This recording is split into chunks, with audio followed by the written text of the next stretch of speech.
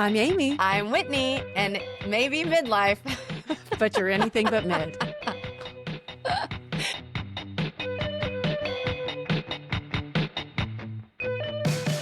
We'll get it. Good job. I was like staring at the wrong camera. You're staring. Oh, yeah, I was too. God, good. We were watching ourselves instead of looking know. at the camera. Oh, you know. Anyway, that's it's fine. That's mid in itself. That right is there. so true. So That's mid. so true. So very mid. Did you have a mid moment this week? Oh my God. My life is just a series of mid moments Yeah. that then I can't remember. I'll tell you, my most recent one was this morning when I wanted to text you and I couldn't remember your name. Isn't that horrific? Really? I went to the phone and I was like, oh yeah, I'm going to text her to tell her that da, da, da. And then I'm just staring like, no way. The name just went totally out of my brain. When is that going to end? Oh. I'm on all the stuff. Is it testosterone? I don't know. I got my testosterone back on. So that is okay. So we need to address this too. What I'm doing supplement wise, my experiment, my grand experiment. Oh yeah. Yes. You want to talk about it right this second and then do a whole episode at the end of the month? Well, it'll be 3 months that we're going so we'll just talk about it. I just want to talk about it in case anybody wants to follow and get on board. Agreed. I want to follow and get on board. Yes. But you know what? You should wait for my results too. So I did add testosterone. So, okay, I did this episode on algae with the founder of Energy Bits. We didn't do the episode. You did it on your Amy Edwards show. I'll put a link because I was waiting to talk about this till it was out. Yeah. It wasn't going to be out till November. So it's called, I'm grabbing some of the literature. It's called Energy Bits. And we need to work on the name a little bit. I know. I don't love the name, but whatever. Energy Bits. Energy Bits. I think she calls it that because it is not a supplement. It is food.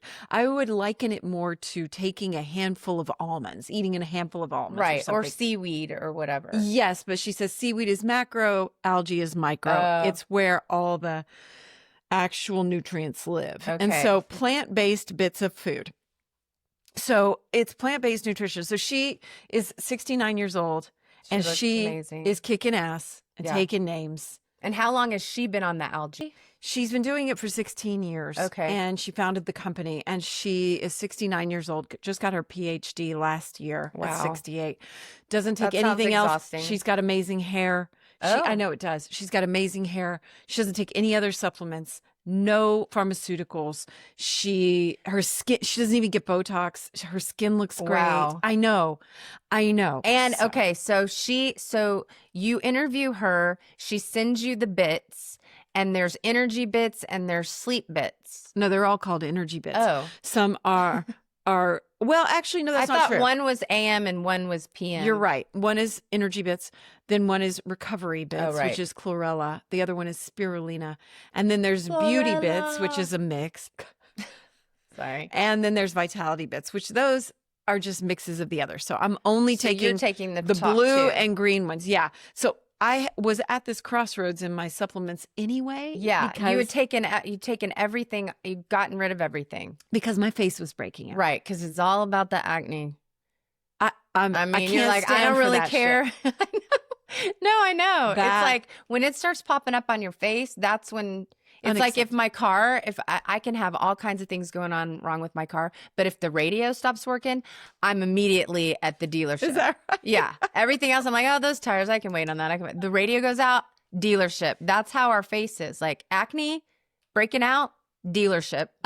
Doing Unacceptable because it was all on my cheeks. I've never broken out there. Yeah. And I was like, this is not happening. So, I mean, I cut out the things I was putting on my face. I cut out, I was smoking and vaping. Yeah, that's right. Cut that out. I stopped. That could have been the problem. Cut out all my supplements. I mean, I was like, did you do this under a doctor's recommendation or so you just cold turkeyed everything? I was like, that's a little dangerous. We're getting to a baseline. I was like, fuck it. I do not care. And if one popped up again, I would just find more stuff to cut out, like whether it was something on my face or whatever. Yeah. And I was just like, I'm so pissed. So It's healing. It's healing. But in addition, so you cut out everything. I cut out everything. So I was at this sort of baseline. Right. And I happened to have my blood work done around that time with Waste Well. And so I said, look, it was the same, like the day after I interviewed her. And so I was like, I want to just try this experiment. And my blood work professional was like, let's do it. I am so on board with this. Let's try it. And I was like, cool. So I did decide to keep, of course, my thyroid medication, which is Synthroid, a compounded Synthroid.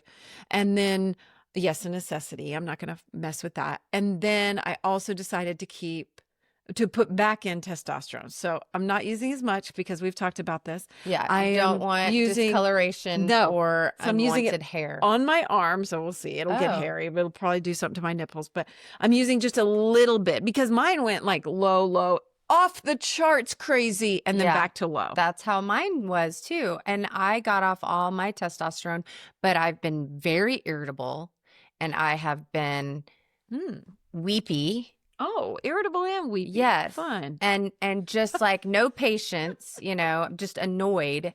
Like my poor boyfriend, he'll just be like, hey, do you think that you might? I'm like, why would you think that? Really? Yeah. Oh, snappy. He doesn't say anything though about it, but I have been snappy and crying. So I don't know. I've slowly added back in testosterone on my own. Okay. But just this is the second day. So. Okay.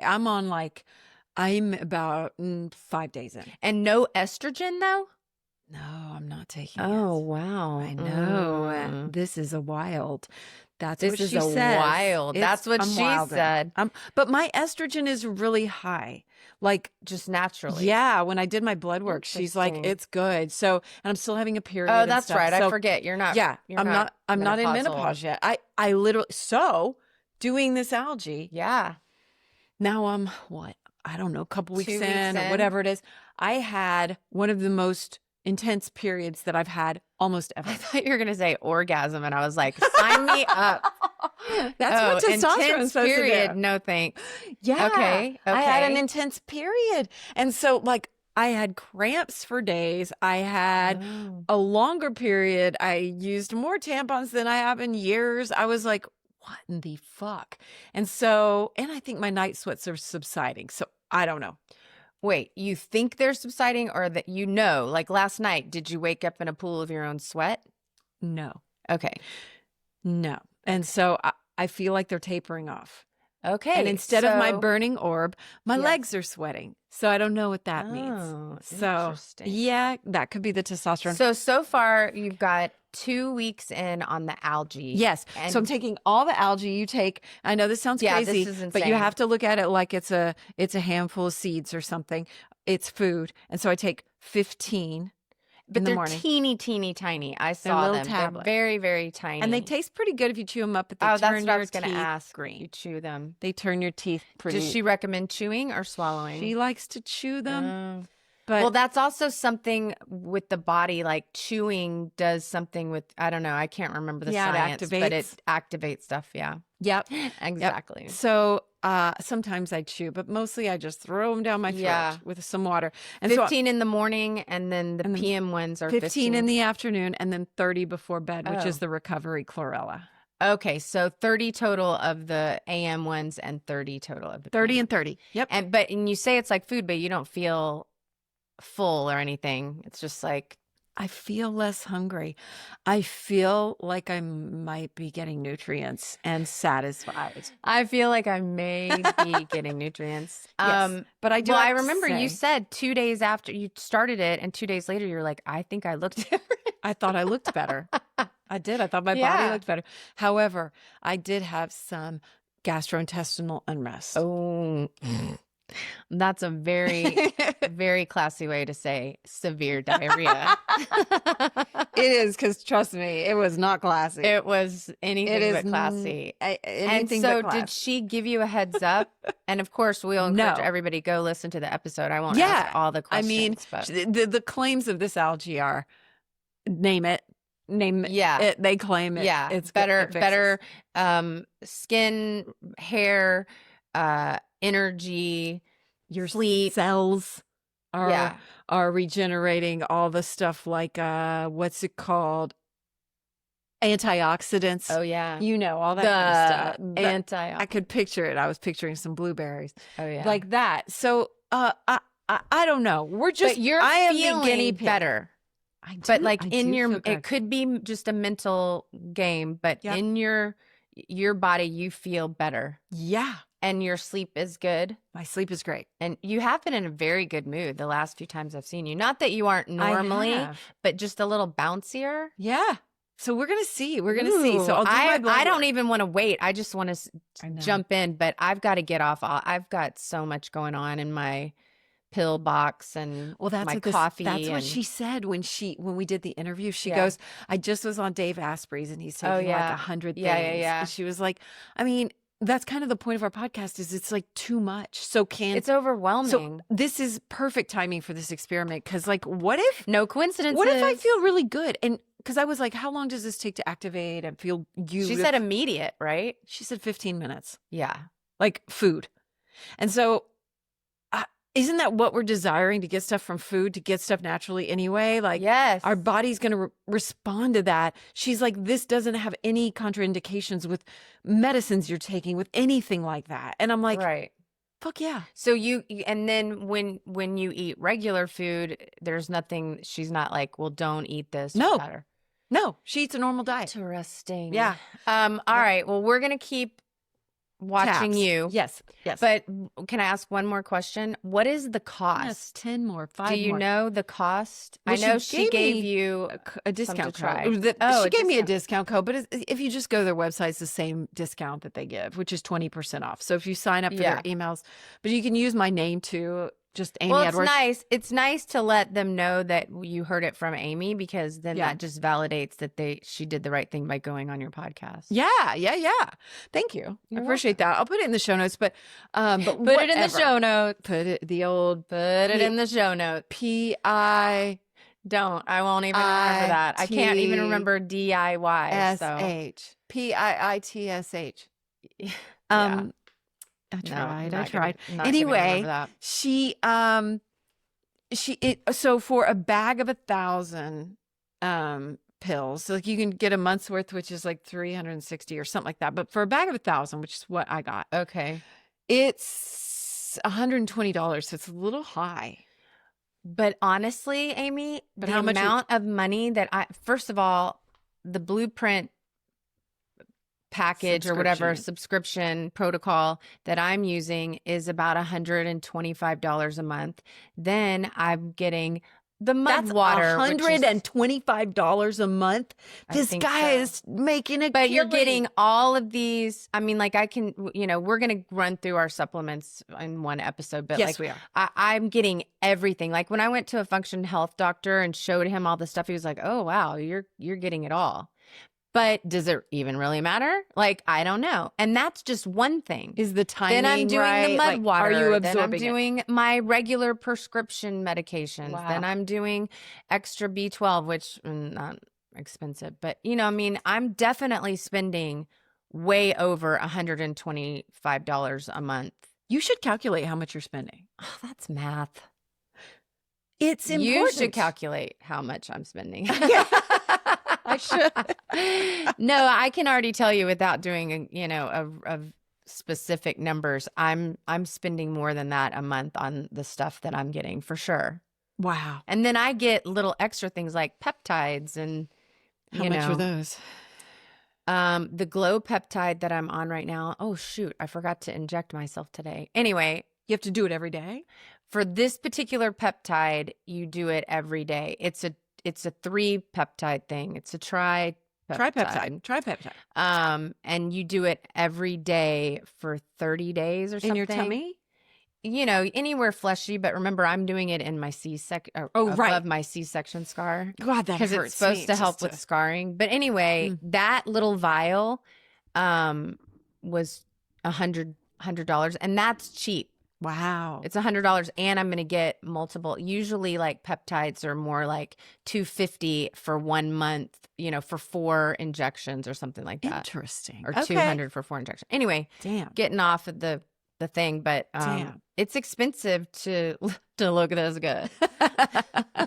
Tell me about it. I understand. So if we can just cut all that shit out and just eat 60 little tiny algae pills a day, I'm in. Yeah. So we'll keep up with it. I put them in these little my little plastic cups. Yeah, you have these. I have these little plastic ramekins, which I probably shouldn't use plastic. I should probably switch. Very true. I know. And so I use those and then I just knock them back. Boom, all at once in your mouth at once? All at once. Oh, because they are very I take tiny. a sip of water and then cluck, and then they like got a caught shot, in my an throat. algae shot. It is. Yeah. Oh man. Yeah. I'm excited. I'm kind of enjoying. I just enjoy like experimenting and seeing what happens. Same. So come like January, I'm gonna do the blood work and we're gonna see. Yeah, that's good. And I'll keep doing my glow peptide, and we'll see if that makes a difference. You look glowy. Thank you. Mm-hmm. It's supposed to help with that elasticity, but I also did that Sculptra, so my face is hopefully gonna look fuller anyway. Already? Wow, yeah. Oh, I need to probably do that. I don't think you're seeing any of the effects of that yet. It does take a while. Yeah. And then you forget you've done it. Then I forgot. Yeah. I have a couple of updates. Okay. So DIY beauty we just did recently. Yes. And I talked about makeup.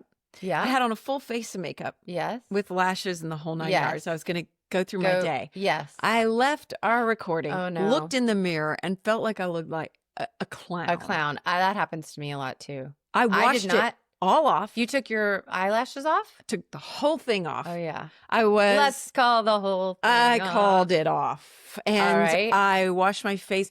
So here's my problem. The older I get, the more I look at myself without makeup and I think I need makeup. And then I look at myself with makeup and I'm like, I look ridiculous. Yes. So I don't know where my balance is. So I'm trying something completely new. Now that my face is healed too, I'm feeling better, but I don't want to wear that much makeup. Well, that's why I do a tinted moisturizer. Yes, me too. And I mean, especially for me, because I have freckles, I like my freckles. You got to let them show. shine. They got to shine, baby. It would look weird if you. Well, and it already does look weird, even my chest to my face, because I'll do lasers and stuff. And I have done lasers here, but not as much as on my face. Yeah. So there is an inconsistency anyway. And then just, you're rubbing on your face more. But, it looks good. Thank you. Yes. Anyway, that's why I do tinted moisturizer. Honestly, I wouldn't go Pamela Anderson on it. I don't want to do that I do think as you get older, less is more, because if you're putting on cakey foundation and stuff, it's getting in all of those little crevices. Boy, is it. Which is why then you have to use a primer and all that stuff. And that doesn't even work. Cream-based stuff, and I like translucent stuff or, just tinted moisturizer. Yeah, so it's just more about skincare, really. And so I don't know. Algae will help with that too. Like it's supposed if it's to. brightening. Oh, that's another thing. I just bought the vitamin C serum. Yeah. It's just. Yeah.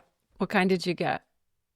Well, I can't remember the name of it, but a friend of mine, I joined a subscription of something. For fuck's sake. Because my friend is selling it and I was like, I'll try it. She's selling it. Well, I mean, it's kind of like Arbonne or something. No, it's Metaluca or something. Oh, I've never heard of that. It's a whole line of like beauty products and cleaning products and everything's supposed to be organic and stuff. And I was like, I'll try it. So I went online and instead of getting like laundry detergent, I got vitamin C serum. Does it smell weird? I just hate this. I haven't opened it yet. It just came yesterday. But if you look at my bathroom counter now, it's just like bottles of stuff. And I'm like, I don't even know. Take a picture of that. Let's put it on. Yeah, I will. I don't even know the order I should be. I got some Goop stuff. I got some CVS stuff. I got now this new stuff. Anyway. Yeah, I really was like on a mission with this acne, and so I used Differin. Oh yeah. That's what my kids used in high school to get rid of their stuff. Yeah. I used that, and then I mixed it. The Ordinary has a powder that's like a sulfur powder for acne, and so I put the acne sulfur powder, and I just did that and dabbed it in. That's really made a difference. And then also DIY, I wanted to add that I have a high frequency wand, and I'm a Big fan. And so this isn't the vagina wand that you're talking about. No, this is a high frequency wand. Sometimes they use it during a facial, and it's like a clear glass tube, and they'll put it in, it buzzes, and it smells like oxygen, and it's like electricity. But you just got that? No, I've used it for many years, and I'm a huge fan. And so you use it on kills bacteria and stuff. Like if you have a pimple. Yes. I bought this for Hayden after he has really bad acne, but that's a whole nother story because it has to do with the gut. Like, interesting. There's more stuff going on, and I won't share his personal story on my podcast journey. But the esthetician told me to get it, and then he never used it, so I returned it. But maybe I should get it again. Do you use it? I thought you just use it on your on spots, but you can use it. You can use it all over, and it'll heal like the scarring and the red under the skin. Yes, broken capillaries, stuff like that too. Yeah. So I forget about it, and I kind of go through phases. But I have it out on my counter right now, and I use it all the time. I'm gonna reorder it and have it, and I'll try it, and then I'm gonna. There's Hayden. You're gonna like this. Oh. There are different ones attachments for hair, so you can run it through your hair. I'm already doing the red light therapy. Yeah, okay. But anyway, I mean, I don't know if it works, but it's got that. But you were very excited to say you can run it through your hair. Yes. Oh, maybe I'll try it. So I needed to say that. And then also I forgot to say my DIY for my lashes. Castor oil or something? No, but yes, but I also sometimes use the fiber mascara. So it has the little lash fibers. So Thrive makes one. Yeah, but you know what? The issue that I had with that mascara was that those fibers then just fall off on your face. They do. Yep. So and that was annoying. It is annoying. So annoying that I decided to stop now. Same. And I bought a too big mascara off TikTok. So we'll see how that goes. Oh, I just use Great Lash. Now I have the fake ones. Yeah. Your extensions look really good. I just got them done yesterday, but I don't think I can keep it up, man. Why? Plus, because it's a commitment. It's a commitment of every 2 weeks. And what's hilarious is I've got plenty of time. But I don't like to have to go somewhere. I don't like to be like, you have to come in. Fucking hate it. That's why I want a DIY. Yeah. And so I'm glad, I don't know. I do love the way that they look. And I literally I put mascara on the bottom lashes. They look really pretty. And I just got them done. But I had to sit there for an hour. I fell asleep, which is embarrassing, but everyone falls asleep. That's good. Because I wake up going, where do you go? Betty Lash. Because it's right by my house. It's not even that far. I know. It's so terrible. But I will say this. The busier you are, the more you get stuff done. When you have a lot of time on your hands, time just slips away. Yes, it's this. I heard this analogy once. It's or not analogy, but whatever. It's like if you ask somebody who has 5 things to do something, 3 things to do, it's a lot. But if you ask someone who has 1,000 things or 100 things, it's like, what's one more? I feel like I was so much more productive when my 3 kids were at home. I had to be out and dressed by 7 a.m. And now it's 9 a.m. and I'm like, where's my steak taco? Yeah. Sorry, that's not your voice. Hey, where's my steak taco? All right. Anyway. All right. We have been yakking away. But I love it. So and all of this is, I would assume it's interesting to me. So this could just be one episode, and then we do another episode about what we were going to talk about today.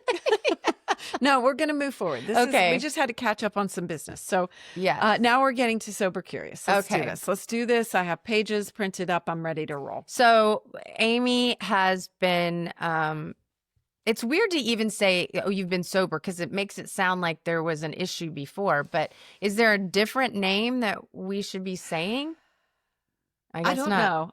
She hasn't taken a sip of alcohol. That's not true. I have taken several sips. Oh, okay. Yeah, I did a sip maybe 2 years ago, and I drank 1 glass of dessert wine on a flight home from Egypt. Dessert wine. I fucking love dessert wine. Well, oh, really? Oh, it's so. I always think of. Did you watch Grease? You know the movie Grease. I have it memorized. Okay. Well, remember when she's like, it's a dessert wine. It is a dessert wine. Yes. Jan, I believe. Jan. Russia. Yeah. Anyway. You're right. Well, I love a good dessert wine, like really good. Well, so for 3 years, you took alcohol out of your life. Yes. For the most part. Yes. Yes. And you still have a partner that is in recovery. So that is helpful when you're doing it together. Yeah. But when you got that dessert wine, did you feel like it was the tastiest thing you've ever I was just had? going to take a sip and I drank the whole glass. Oh, well, let's not get crazy. The whole glass. Even if you said the whole bottle, it's an airplane bottle. So I don't even know. It was just I was under pressure from the flight attendant who was French, and she was really bothered that I wouldn't try it. She was like, "Don't you want something with some flavor?" And I was like, "I have a beautiful dessert wine," and I was like, "Bring it on." I just got engaged. Bring it on. I was coming home from Egypt. And we were in business class. Yeah. So I was like, let's do this. Let's do it. And I was glad I did. You know what? Fine. I mean, so I'm not making gotta live a little. Yeah, I'm not making like such hard rules that never. I'm not saying never. Well, I think when you do that, it makes it harder to adhere. Like if you think, I'm never doing this again. Yeah. Then you want to do it. I just kind of leave it like, who knows? This is an experiment. That's how I took it on. Right. And I knew it was outside my comfort zone, just like the algae. It's an experiment. Let's see what happens. That's how I approach a lot of things, because when I think about the rest of my life, it's too much. So it started on April 14th, I believe, 2022. That's 1, 2. Yeah. So it's just been 3.5 years. Yeah. On October 14th, it was 3.5 years. And so we're at 3 years. I'm so glad you gave us dates. Yep. 43 months, if you want to talk in like toddler time. I love it. So I did it because it was outside my comfort zone, and I knew Justin wanted to stay sober. And plus, I'm a fucking blackout drunk. I've drank enough. Like, come on, let's be real. Yeah. I have drank way enough. Way too much. No, I'm still on that train. I love it. Not blackout, but I mean, when people are like, I blacked out once, I'm like, what? Well, but let's be honest. What does blackout mean? If you're like literally blackout drunk, but there are definitely moments in the night where I'm like, I don't really remember having that conversation with you. Yates, my friend Yates, who RIP, he called that a brownout instead of a blackout. Yeah. So a brownout, you just lose a little power. Power goes down. So great. It's true. And so I interviewed Amanda Kuda, who is a sober coach for women. And do you remember the name of her? She has a book. She has a book. It's called Unbottled Potential. Yes. I will link it in the show notes. And so she was like, 90 days, you'll start manifesting and all this stuff will happen. Blah, blah. And I was like, okay, let's try it. So I got to 90 days. Magic didn't start happening, but I was like, I'll keep going. Got to 6 months, decided to keep going because I did feel better. Got to a year, and I just kind of kept extending.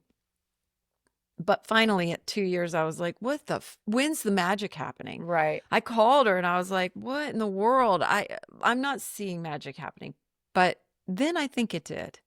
I think that at 2 years. So Andrew Huberman has a podcast on sobriety. Have you listened? No, but I know the Huberman Lab. Well, he says it really takes 2 years to get alcohol completely out of your system. Oh, yeah. That makes sense. And for someone like me who was like 50 years old and had drank for, I don't know, 30 something years. Yeah. I think it was pretty well entrenched in there. And it just took a long time to get out. I think all the cells had to regenerate. Oh my God. They were like traumatized. Right. And so I just feel like when you have that much of a history of drinking and it's so deeply Which, by the way, it's not like you're an alcoholic. This is most people's story, I think, that drink and that aren't addicts necessarily. We have alcohol in every situation. Every setting. Yeah. Breakfast, lunch, dinner, after dinner. Yep. And I thought too how much I've drank around my kids and like showing them that I need that to have fun. And once I asked myself that question, I was like, fuck, I don't want to model that to them. Right. I don't want to show them. Too late for my kids. Life is, it kind of was for me too, but I went ahead and did it. And I was like, I want them to see that you can have a good time without alcohol. And I just thought that became really important to me. And one time Sydney snuck a someone into the house. Oh, I remember that. But I saw her texts from what she had texted that kid that she snuck in, and she was like, "Oh, my drunk mom outside," and I was like, I don't want to be referred to as that. Oh no, it made me feel bad. And so also Huberman distinguishes in that podcast the way alcohol affects some people versus others. There are people that it just puts to sleep, and then there's another set of people that is me and literally all my friends, and it gives us energy and we can stay up drinking till all hours. Yes, that is also me. And then the different alcohols. It's all my friends. Yeah. Oh, right. I am actually. No, that's the people I attract. And I was like, oh my gosh. This is us. We're all in this together. And like. Yeah. I mean, we already know. It's funny. I was driving over here and I was talking to my mom on the phone, and she was like, well, what are y'all going to talk about today? And I go, we're going to talk about being, sober and how it impacts you. And she goes, well, it doesn't take a genius to know it's going to be way better. And I was like, I know. I'm hoping that maybe something new will come up and say, no, it's actually not that bad for you. No amount is safe, apparently. I know. It's such a bummer. Yeah. But I guess for people that are sober curious, like myself, we want to hear, how is it over there just being sober at the party? Do you notice more energy? Do you sleep better? It's all the things, because I remember when it was probably within that first 2-year mark, and you were like, I don't really feel any different. Right. It was tough. It was really challenging for me because it was just breaking these patterns that I had so deeply ingrained. But it was helpful that you did it.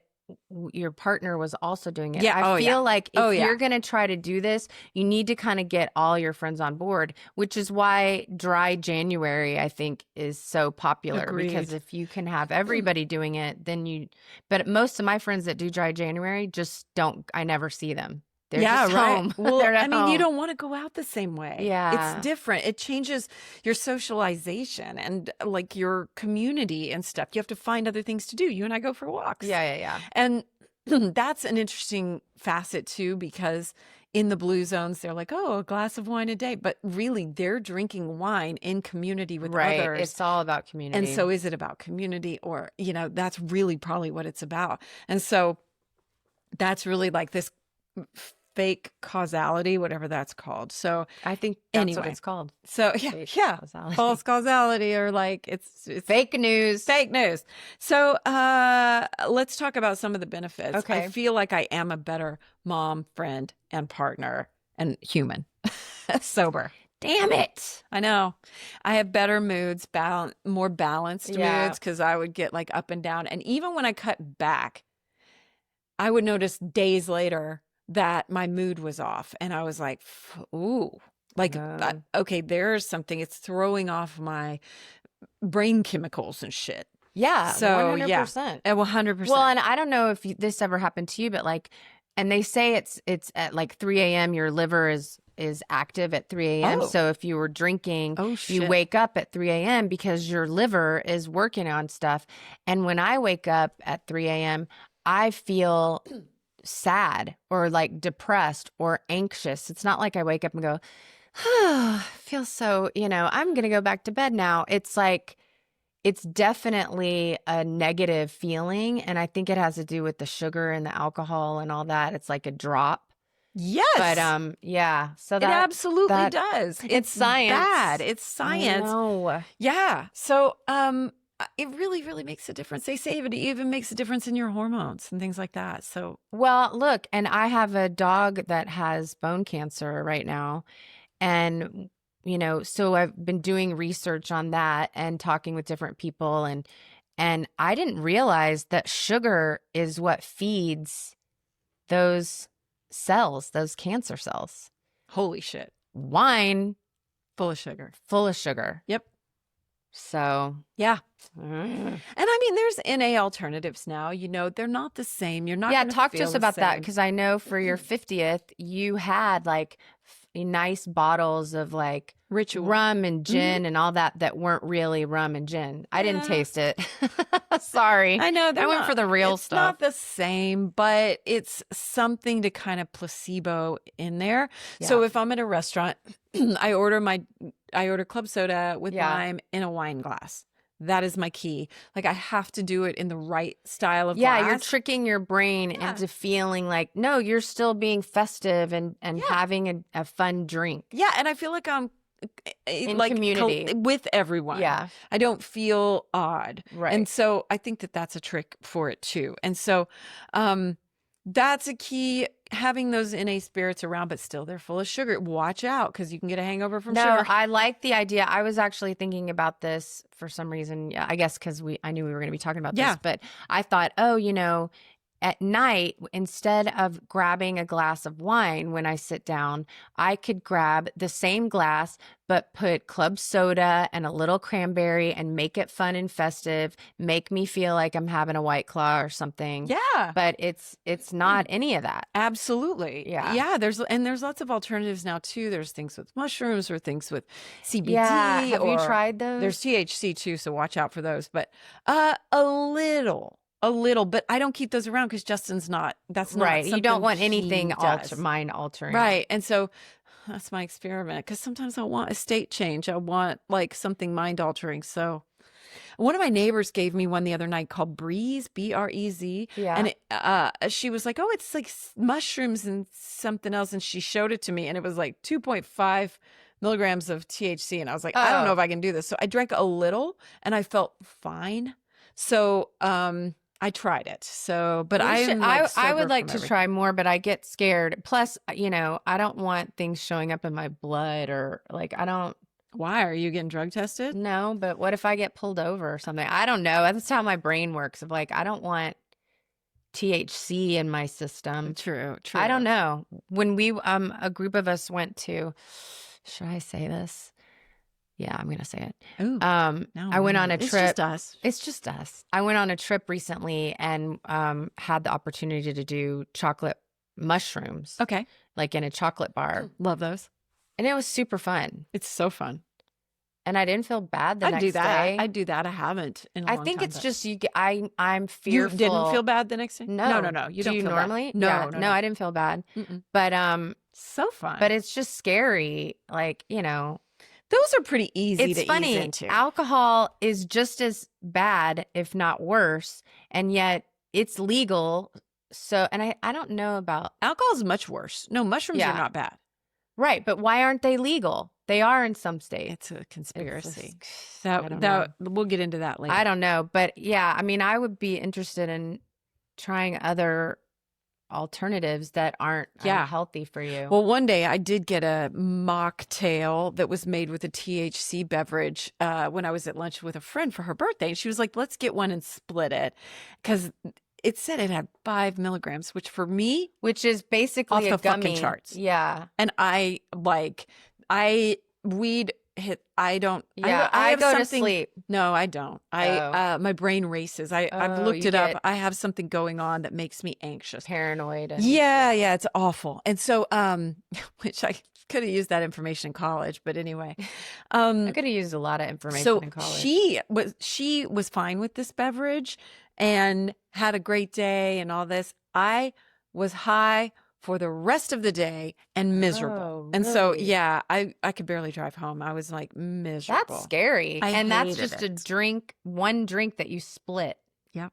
So that's a good little tip for people. If you are going to try one of those types of drinks, look and see.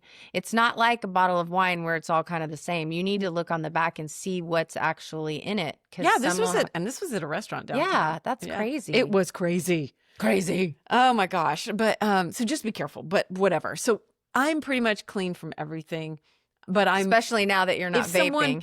If Justin was right. That was fun for a while because I felt like a little high. I know. I'm just so shocked. I know. That's so funny. I know, but it's gone now. But like I don't want to do anything around Justin either because I don't want him to think that I need something to have a good time with him. Well, that's really the root of this for me. It's like, why? A lot of it is habit. Like when I sit down, well, first of all, when I sit down with certain people, it's like not I need one. It's like, all right, let's have some fun. Yeah. And then other people, I need one. Oh. And then just at the end of the day, and it'll sometimes be I won't sit down until 10 p.m. but it's just an instinct of like, oh, I haven't had a glass of wine. I need to have my glass of wine. Oh, I was going to tell you, at night, have a room temperature glass of water of tart cherry juice. Oh, that's right. Melatonin. Yeah. You said something about that. I like that one. Yeah. I like the words tart cherry. Listen to this crazy shit. What? My friend, you know her. I don't know. Well, whatever. No, Elizabeth. We're not going to say names. No, I'll say okay. Elizabeth. She didn't care. She didn't care. Well, anyway, we had a pattern of drinking together. Yeah. Going back to when we started drinking, sure. right? So that's pretty intense. Drinking, smoking, the whole nine. Yeah. And I mean, we blacked out too many times to count together. Anyway, so sorry, maybe we shouldn't say names.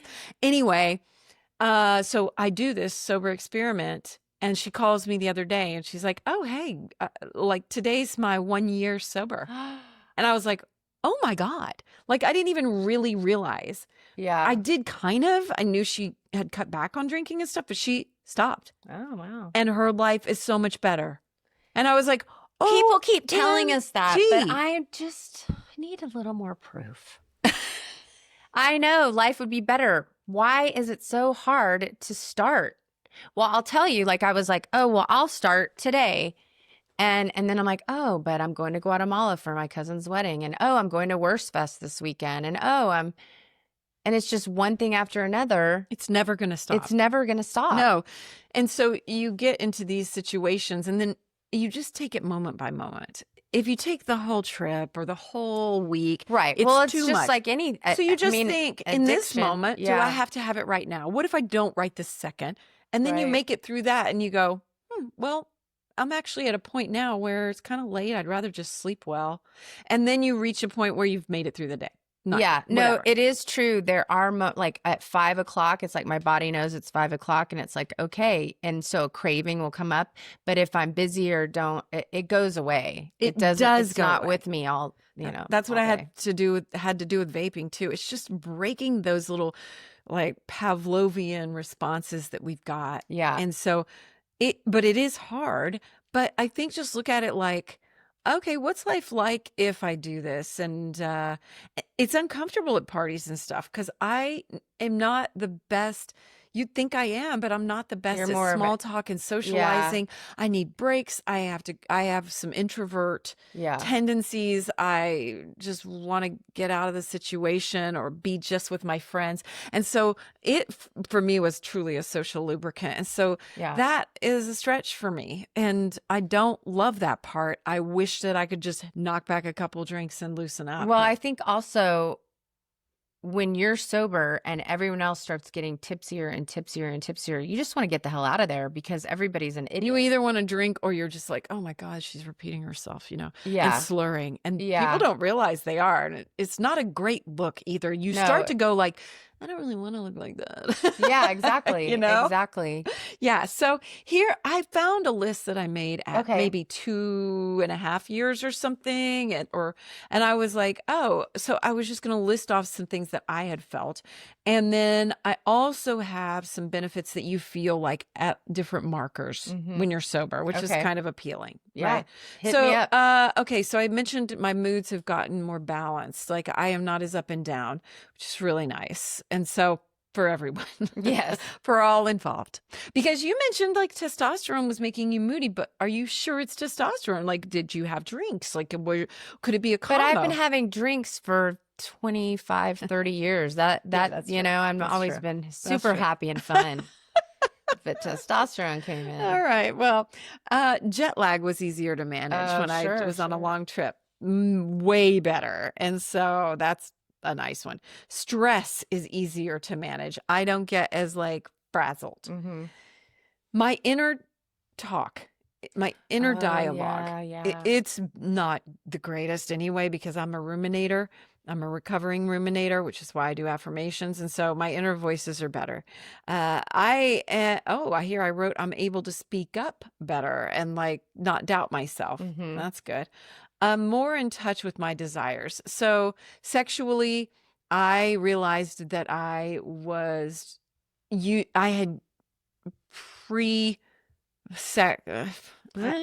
Before I had sex, I would usually have drink. Oh, and so I feel like I wasn't. I would pre-party Yeah, pre-gaming sex. And so I feel like I'm more in touch with my desires and able to, like, sex has gotten better. Well, that makes sense because alcohol is numbing.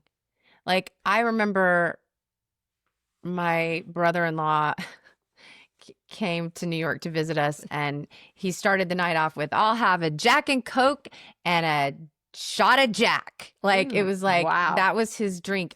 So by the end of the night, wasted, and he was trying to smoke a cigarette, and it fell on his hand. He didn't feel it. I had to say, you're burning. Oh my God. Oh, it was terrible. Yikes. He's still drinking?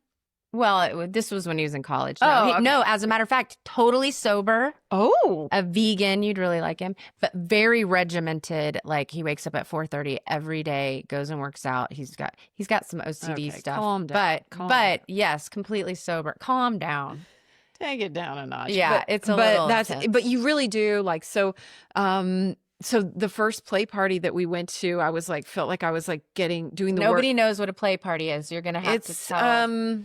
The ones I go to are run by a professional dominatrix. And so you're in a situation where you're exploring sexually. I've been with my partner. And so you're able to figure out what you really desire. And and there's no alcohol allowed, right? I remember you telling me that. It's sober. And that is that's hard. Very uncomfortable for me. Especially when you're exploring sexual avenues. Yeah, because I am very shy about that kind of stuff. I'm not like forward. I'm not the person who's making the first move. Like ever. And so same with me. Yeah. So I needed alcohol to even get looser in that environment. So it's made me able to understand more of what I actually desire, and really, like, in that situation, I didn't even understand that, like, a foot massage or a head massage was something that was acceptable to, like, desire for your body to feel good.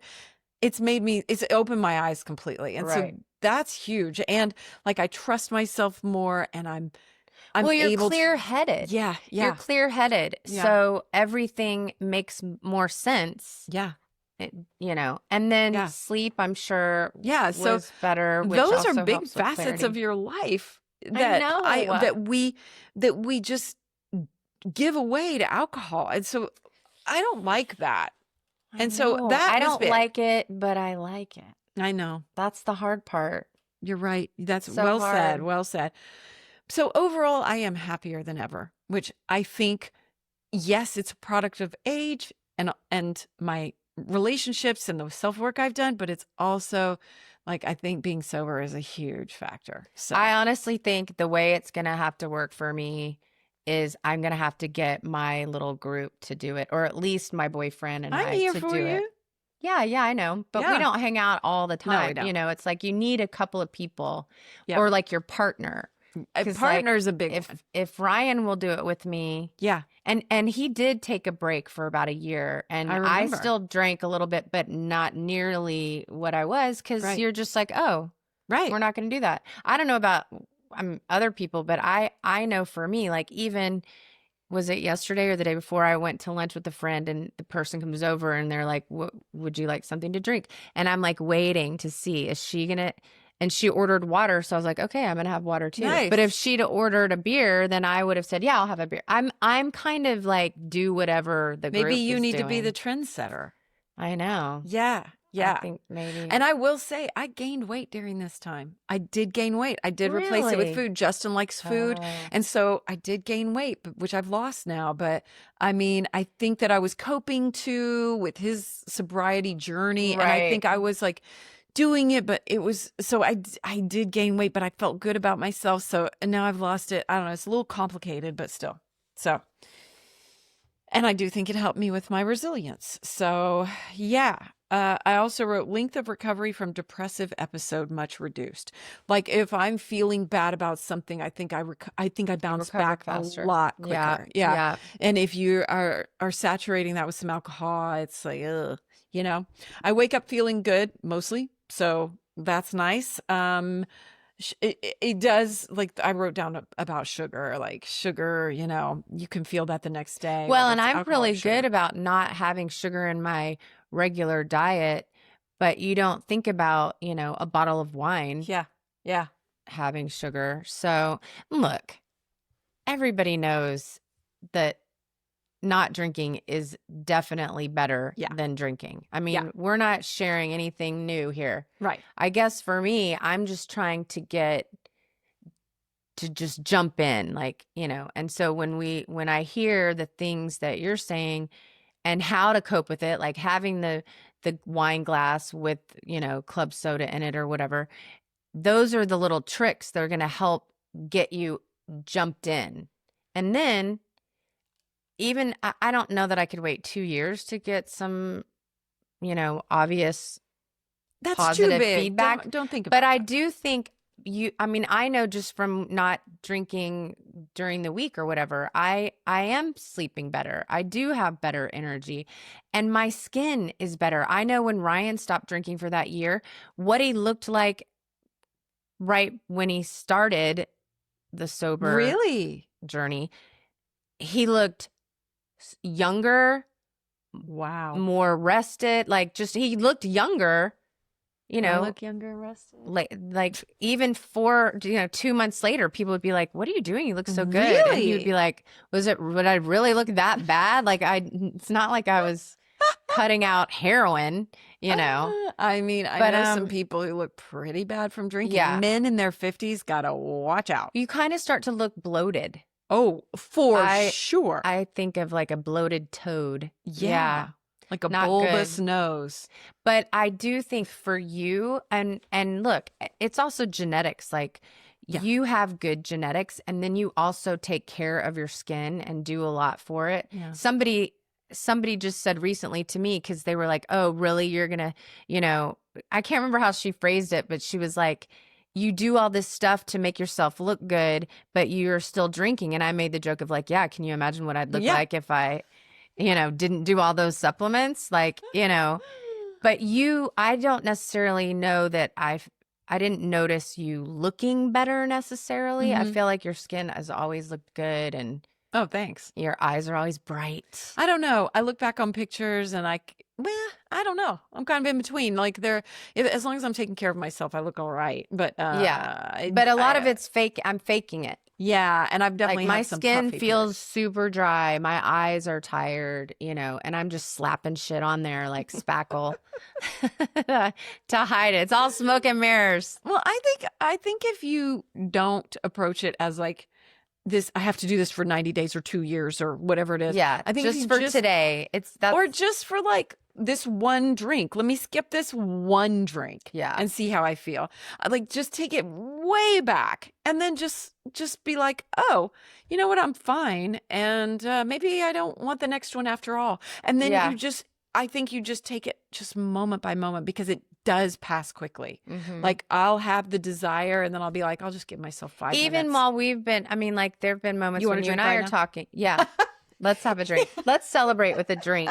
But I mean, you have mentioned a couple of times like, oh, I don't know, I think I might want to do it. I think I might want to have a drink. And I'm like, no, don't do it. Like you've gone so long. But I might. And you might. And it wouldn't even ruin what you've accomplished. It's different than addiction. We're not talking about, we're talking about the regular people out there that, I will say, I think most people in just society have an issue with alcohol because we do it so much. Yep. I do for sure. Yeah. But I'm not, nothing is destroying lives, or I'm not, it's a different than an addiction. Yeah. Mine's more about optimization and just recognizing like maybe this isn't serving me the way that I want, and so like we're being served, but it's not serving us.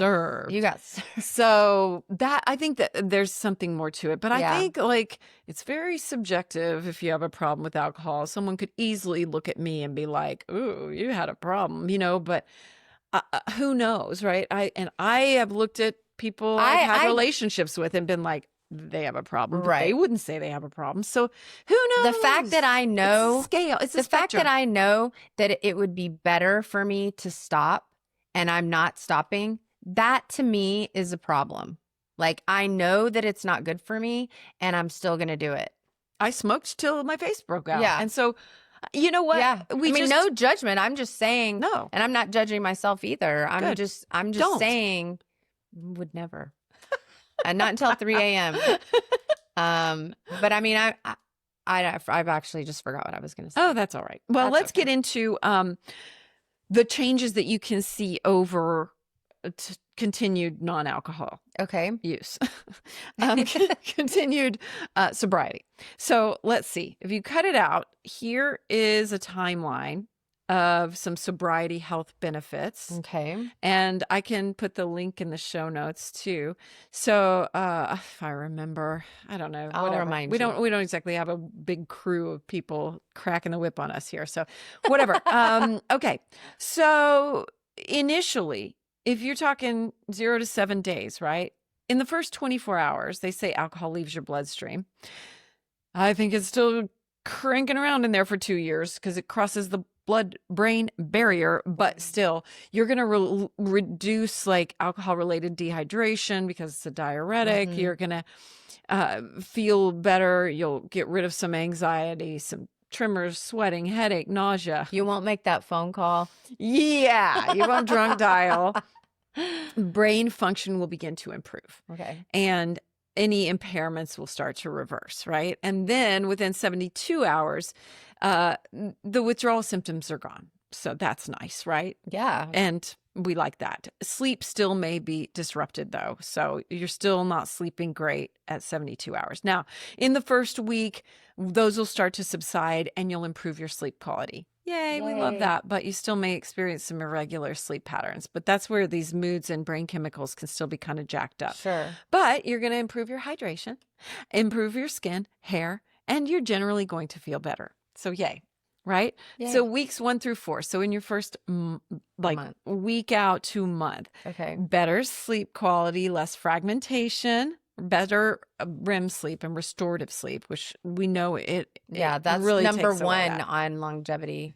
Big time. And I'm such a sleep nerd that I don't like fucking with my sleep. So that's like, it really isn't worth it to me. Right. And I would smoke so much when I did drink too. I did cut that out though. I quit, but I still would wake up and I would wake up the next night. Yeah. I wouldn't be able to sleep. Yeah. It was like alcohol made me hyper in some way where I couldn't sleep the next day. And I was like, ugh, I hated that feeling. So it's going to get better.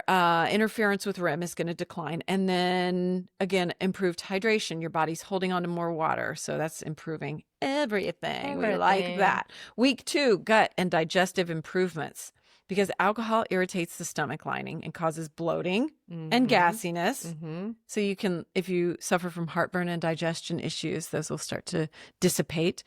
Calorie reduction becomes meaningful if you're drinking regularly. You've now omitted many empty calories. Minor weight loss. I mean, I don't see that. I don't know. Yeah, I'm not that I've quit for a year or anything, but I've never noticed a fluctuation either way. Mm-mm. Me either. Yeah. When I was pregnant, I was like, ooh, I'm going to cut out alcohol now and look so good. But you're pregnant. I didn't. I'm going to look so good while I'm 8-9 months pregnant because I'm not drinking. I had this girl the other day say to me, man, if I could cut out alcohol like you do, I'd be so cut and fit. And I was like, and you're like, look down at my body. I'm like, yeah, it's not a magic, it's not. No, it's you not. still have to work at all that other stuff. Okay. Now you're going to like this one. Okay. Blood pressure begins to decrease. Ooh. Yep. Yeah, but my mom didn't drink for years and years and years, and she still had high blood pressure. It's still genetic. So. Yeah. Okay. And I feel like, I'm not going to give you that one. Okay. Yeah. You don't have to.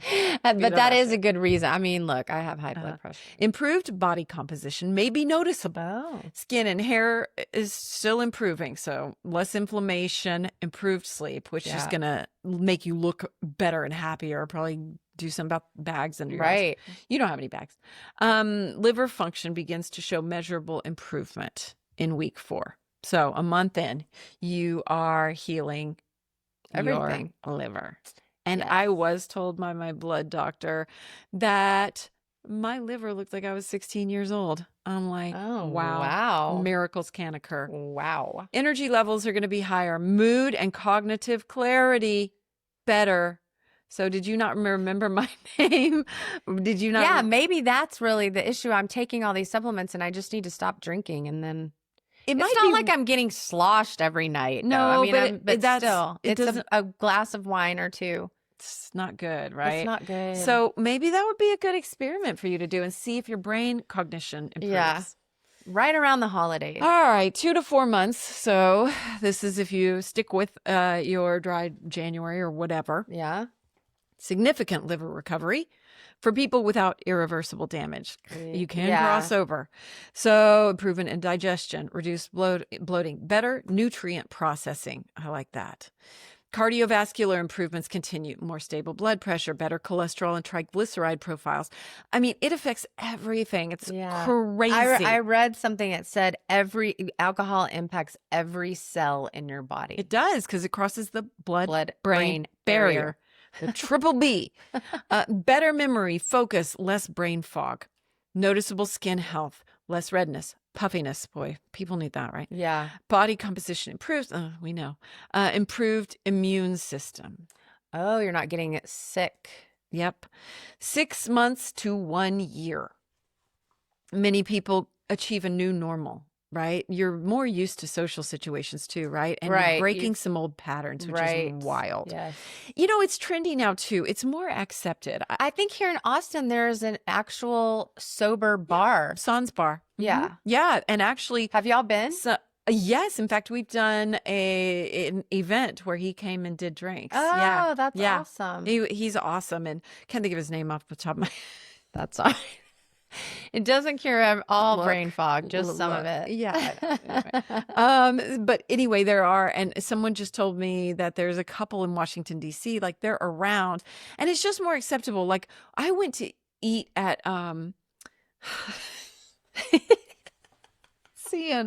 Sienna, which is down the road, right? Okay. So it's very Italian, very wine, whatever. Yeah. And I was at a happy hour and I was like, what NA options do you have? And the server was so rude to me. And he was like, we don't do that here. We have Coca-Cola or something. And I was just like, get with the program. It's so true. Like, the younger generation, they're not drinking like we did. No, and give us options. Like, I don't know. I just felt like they were really out of touch. No need to be rude, Sienna. I know. It was gross, actually. And I was just, I don't know. I was just put off. Like, I feel like that's a norm now. And like when I went to Uchiba the other day, they were like, oh, we've got Ritual. We can make you whatever you want. I was somewhere in Vegas and they had like some amazing, she made me an amazing like, tequila old fashioned, but with fake tequila. And I was like, fuck yeah, badass ice cube, all that. It was still $25 or whatever. And I was like, yeah, because how much is that, like the Ritual bottle? The same or more? It's about the same. I want to say it's like $25. Yeah. It's 28, something like that. So I think we all did a shot at your birthday we from did. Ritual. Yeah. Yeah, we did. Yeah. I mean, it's not as satisfying. Here's the thing, though. Some of it is just Ritual. Yep. I like that they have the name of that. I get it now. Like, but that's true. You know, the ritual of holding the glass, the ritual of having something fizzy at a certain time of day, the ritual of a fun glass with the, umbrella in it or whatever. Yeah. Or taking a shot, even though. And they have like adaptogens. They're doing probiotics. I mean, there's so many. HEB has a huge section. Yeah. I don't understand adaptogens. We should do an episode on adaptogens because I don't either. Okay, let's add that to the list. If you want, email us if there's something you want to hear too, like anything but midpodcast@gmail.com. Yes. Because somebody's already emailed it. I know. Shout out to Beth. Beth. Thanks hold a for special your place email. in our hearts. Okay, so new normal. Yeah, like less cravings. I think you're just understanding too more that you can function without it and figure out other ways of being, which is really cool. Yeah. After a year, we've got a meaningful reduction in long-term disease risk. We're talking cardiovascular, some cancers, liver disease. Yeah. I mean, wow, right? Is this all on based on moderate drinking, or do you know? Great question. I don't know. I think this is just, I don't know. This is cutting alcohol out. Yeah. I'm going to guess from a moderate drinker. Yeah. I don't know. It's not from like an alcoholic, but you are going to see I think serious you see improvements. More. Yeah. Your life expectancy may increase compared with continued heavy drinking. Sure. That was literally my next sentence. None of this is brain surgery. No, but relationships, finances, mental health often improved, less alcohol-related conflict. I mean, really, in my relationships, yes, when in my last marriage, alcohol was a factor in our fights almost every single time. Of course. Every single time. You don't have your filter and you're saying stuff that later you regret or you don't remember. Oh, I just watched Love is Blind, the latest season. Yeah, I haven't seen it. It's a train wreck. But I mean, the fights are always alcohol related. And I'm like, oh my God. And the choices that are made. I mean, look, you never wake up after not drinking and go, why did I say that last night? Nope. Well, I still say stupid things, but they're a lot less. I only say it on alcohol. Otherwise, I'm super smart. You lucky duck. Oh, but yeah, that makes total sense. You're not thinking straight. Right. When you're drinking. And so you make my God. You know what? If you want to really have a sober moment, just watch that. Watch some of those episodes because you're like, blind. Oh my God. Well, even I was on a trip recently and, you know, we all get along so well, but there was a moment where we got into a little bit of a tiff. And the next day we were like, that was all alcohol. Wow. That was all alcohol related. It is. It is. Yeah. But then even though you recognize that the damage is done, I mean, the words were said and you have to really work to like let it go and be like, okay, that was in a moment. And, you know, the last time I got drunk, I was at a friend's 10-year wedding vow renewal. Oh. The woman that married us, actually. Okay. It was an amazing, fun party and all this, but I got drunk. Right. And I pushed Justin in the face. Like I got mad at him about, I don't even know what. He had to like, kind of like, he was bring like it down. Pissed at me because he was sober and he had to see me like that. I'm still embarrassed this day. I still apologize. No, I did that to a friend back in the day in Vegas. She was trying to get me to leave and I pushed her. I'm not leaving. And the next day I'm like, what the actual fuck? Right. Right. All right. So anyway, and then we just keep drinking and think we're going to do better next time. Right. But I didn't this time. I actually stopped. And so I don't want to do that again. Like, that's not good. Well, you want to be, you don't want to treat the people you love like that. That's not really you. No. So you're going to like, when you get that far out, right, we're seeing all those benefits that I mentioned, plus just new healthy routines. And you're able to get up in the morning. You're able to handle life better. Which I gotta say, I love that. I fucking love that. And I don't know, I just feel, so here's one of the payoffs that I'm going to let you in on. Can't wait. I feel fucking high all the time. On feel life. Like I am vibing. So true. So true. Not to get all, we get woo-woo. Like I think maybe part of me drinking is to bring myself down and more grounded or something, because I almost feel like I need that to bring me to a level where I'm like not feeling. Yeah, I know what you're saying. I am almost like high. Like I feel really good. And when did that start? Do you remember? I'm not sure, but almost to the point where you're like, I need somebody to bring me down. You have to do your practices to kind of ground you back into. Yeah. And even then, I'm still flying. Yeah. And it's weird. Like, that is weird. Because that's what we want. You want to feel like so good. And sometimes I'm like, I'm feeling so good. I feel like I should have a drink to bring me back down. And I wonder if that's part of why I drank. Like, I think maybe our natural state is almost unbearable. Well, I don't think that I think that on a spiritual level, everyone's state could be that, but I don't think everybody experiences it to the level that you're describing right now. I feel really good. That's awesome. I had a friend remark on that. Her name is Taylor Ellison, and she's a public figure. She's such a high vibey. Yeah. And she's just a bright light. I just love being around her. And she doesn't drink, and she hasn't for years. And so I remember years ago, I asked her if she did mushrooms or something like that. Any psychedelics. She goes, oh my God, if I did that, I might just never come back. Right. And I was like, huh. And because she was like, I'm already up here. And I was thinking, are you? And I think I was having a drink at the time. Yeah. And so now I think I get what she's saying. Like, you really like, if you do the work and you don't drink, you can get to this vibey state where you're like, whoa, I'm feeling really good. Yeah. And so it's weird. No, I agree with that. I do think it's a vibration thing. I mean, alcohol is a downer. Even though it gives us energy, the two of us. It does. It's like downer. A false it's energy. Weird. Yeah. And you feel like, oh, I'm so much more creative. But it's not, it's false. It's fake. Yeah. It's lying to you. Alcohol is actually a depressant on both the nervous system and your subtle energy body, and it can restore vitality and natural frequency. So let's talk about some of the spiritual stuff. So you get more clarity and more presence within the first few weeks, right? Reconnecting to self without the numbing fog of alcohol. Your inner voice becomes audible again, right? You can tune into that.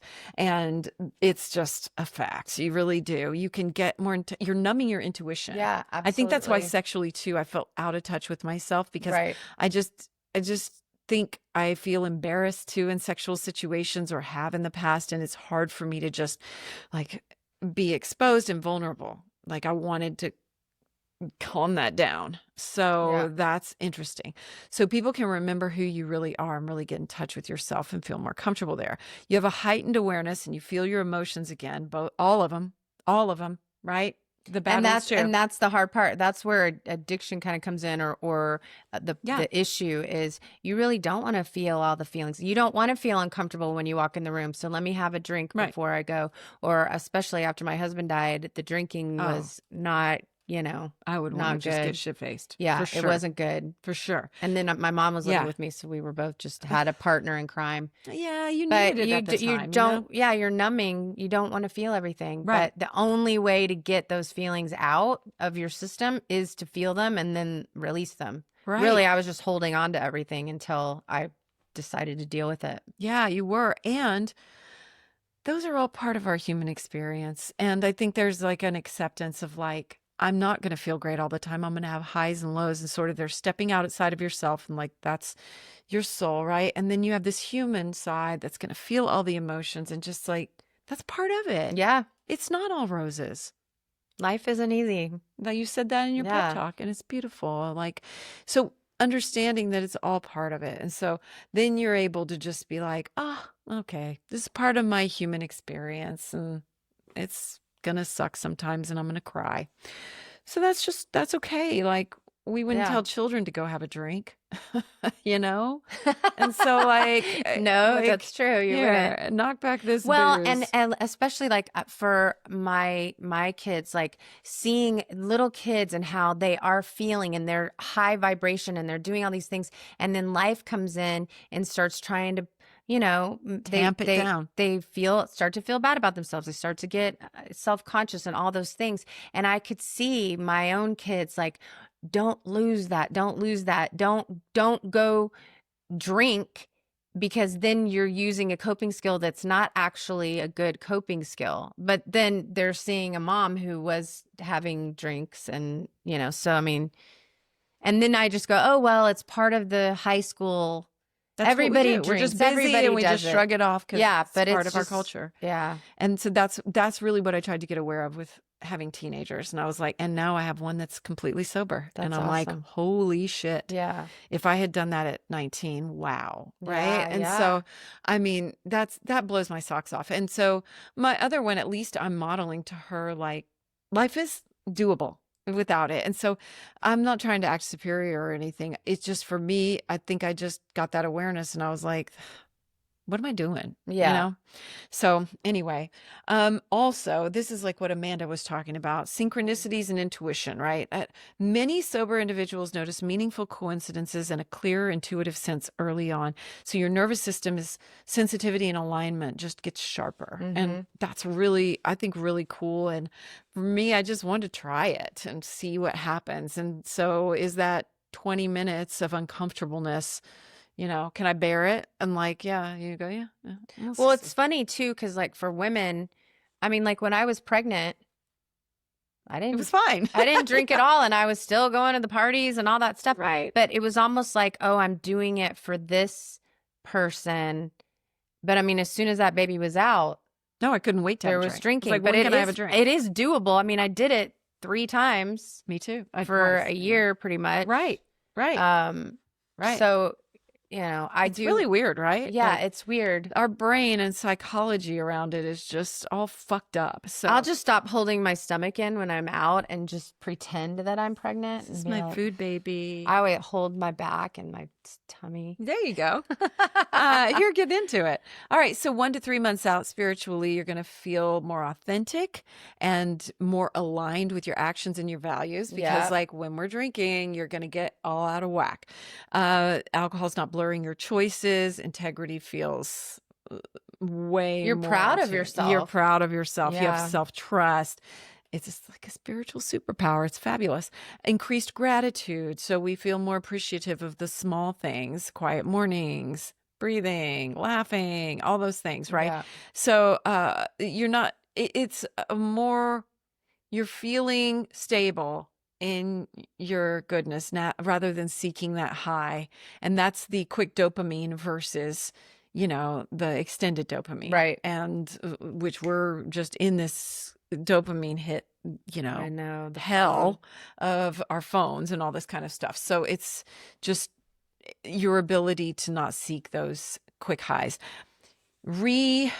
Sacralizing, getting more sacred with the ordinary, right? Food tastes better, music feels deeper. I mean, I think that's just that dopamine leveling out. Right. So Justin told me that in addiction, your dopamine levels get so off that, gosh, what is it? I can't remember his analogy. Damn it. I'm going to look it up and I'm going to get that from him and tell you in the next episode. But your dopamine levels get so out of whack that in major addiction to, like, you know, whatever drugs, opiates or whatever, it takes 2 years for your dopamine to level out. And I think maybe that's what it was for me. It was my dopamine just was so out of whack, and alcohol does it too. And so that's challenging as hell, right?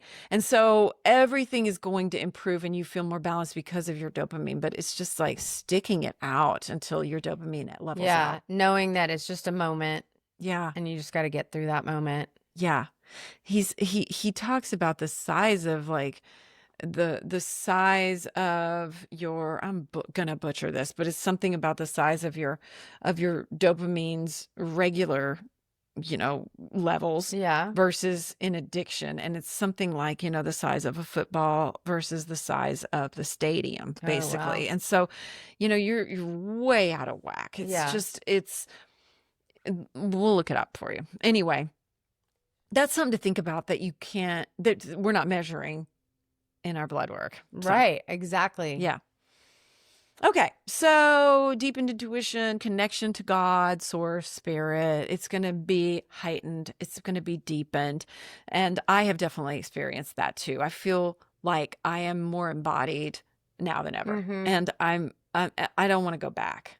But then sometimes I do. Sometimes I want to go get drunk. But it's like a fleeting moment of like, oh, wouldn't it be fun?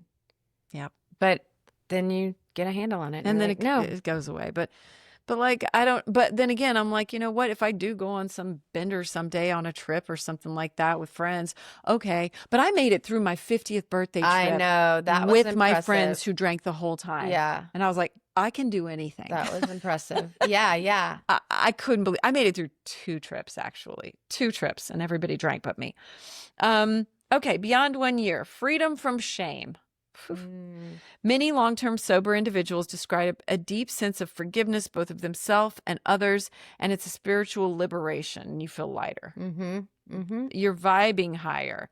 Sustained sobriety, your frequency and energetic field stabilizes at a higher resonance, attracting healthier relationships, opportunities, and synchronicities. So, I mean, I feel like I'm still getting there with it, but I feel high right now. So, yeah, and it's just like, that's how I feel. Yeah. Isn't that something? That's awesome. Like, you know, when you wake up and feel awful, I don't have that most of the time. Flow state living, you move from surviving to creating. Alcohol has once fragmented your energy, and now your life force channels coherently into meaningful expression. Is that a fucking desirable sentence or what? You're embodying your truth. So you move from... So overall, you move from escaping and numbing to presence and awareness. You move from feeling drained and fragmented to grounded and vibrant. You move from isolated and performative, that's the sexual part for me, performative, to authentic and intimate. and sex is better for me now than it's ever been in my entire life. Yeah. So, but I'm also in a better relationship. That's what I was going to say too. But you also have a partner that is doing the same kinds of things. Y'all are very aligned in your practices and what you believe. And that just automatically makes intimacy more. Yeah, it really does. It really does. It just makes it more special. And more, you just, but you're going to choose different people too then, because when you're on that level, you attract what you are. Yeah. So if you don't like the people that you're hanging around right now. Yeah.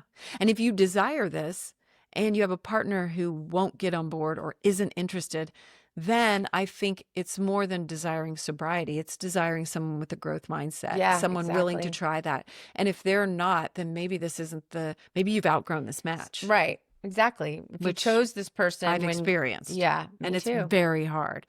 But then you find somebody that you do vibe with, and it's so good. Okay, you're moving in the purpose aspect. You're moving from like maybe external drivers, like external success, money, whatever, to something soul-led, something clear. I interviewed ages ago Ryan, I can't think of his last name, and he is a cannabis coach. And I was almost like, I don't want to interview you. I don't think this is a fit for me. Yeah. But it was a fit. He really coaches people on how to use cannabis consciously. And so he makes them cut it out. I remember this interview. Yeah. So he makes them cut it out for like 3-4 days or a week or whatever. And I was like, what happens when they cut it out? They quit their jobs. They realize that they're really unhappy and they make all these changes. Yes. Yeah. Yes. Which I know people that do that. So anyway, you become more in tune with like what you really want. Very interesting. And then faith, you move from disconnection to real true surrender and trust. Self-worth, you move from shame and hiding that, self-criticism. I know this is true for me too. More compassion and self-acceptance. Yeah. Boy, that is so true for me. And then you move from a turbulence in your mind to a more peaceful state of stillness, gratitude, all the things. So it's just a return to alignment is kind of, I wanted to end on the spiritual aspect. Absolutely. The bottom line is it is a depressant. It is a numbing thing. And so when you remove it, you're no longer numb. And that can be hard because you got to feel all the feelings. Yeah. But then you get to a level of complete aliveness. Yeah. It's pretty great. Yeah. And you're like, I want to celebrate and have a drink. It's so hard. It's so hard. You get out somebody with a martini the other day and I was like, God damn it, I love a martini. Martinis are so good. And it's also just the idea. It's just the idea. So you got to play with your mind a little bit because that martini, it's not really about taking a sip of the martini. It's the whole vibe. Yeah. So find other ways to celebrate and all that kind of stuff. Find the vibe elsewhere. Yeah, I mean, I don't do it, but it's a fun little fantasy for a moment. But then I really am feeling so good. So I'm not going to do it. I'm like, for instance, Justin's traveling almost this whole month and I am left to my own devices and I'm still not. Yeah. But it's you're out of that. It was a routine. Like for me, like I said, part of it is just, oh, well, I always do this. This is what I do now. Or this is what I do with this person now. Yeah. And it's just reframing everything. I love a reframe. Love a good reframe. I am queen of the reframe. I love reframing. Let's reframe away. We're going to reframe it. Just like we do with midlife. That's right. We sure do. So are we wrapping up this episode? We're wrapping it up. Man, we went long. There's a lot to cover in this. And it's really important because we want to optimize all these other things. And then we're still, like you said, drinking. It's like. Right. No promises, but I won't drink right now. There you go. That's all it is. Yeah. Just don't drink. Like right this second, moment, not gonna you're drink. Fine. Don't think about the next however long, right? Even month. Like don't even think about that. Just right this second, I'm fine. And really, when you boil it down to that, in that little minute, I'm fine minute. right now. Yeah, like that's the most important part. I think that's the perfect first step. Yes. Yeah. I'm fine. Right now, I'm good. So because then I start thinking, oh, but I want it then. No. Right now, you're good. Right now, we're both good, and you're good too. You're good too. Do what you want ultimately, though. Exactly. Email us, by the way. Email us at anythingbutmidpodcast at Gmail if you want to share a mid moment, or if you want to just tell us, I don't know, some sort of sobriety journey. What else? Yeah, anything you want to share. We just had anything, just anything at all. Anything. Like, tell us all your secrets. Yes. No, but we had an email, a listener email us and just say, it sounds like I'm just listening to. I'm in a group with my girlfriends and we're just all talking. So if you have something that you wanted to add to this conversation, let us know. We want to know. We want to hear. Inquiring minds want to know. That's right. And thank you for your support. Oh my God. We're so happy to have this out in the world and doing it because we're doing it. So, do what you fucking want, though. We do what we want.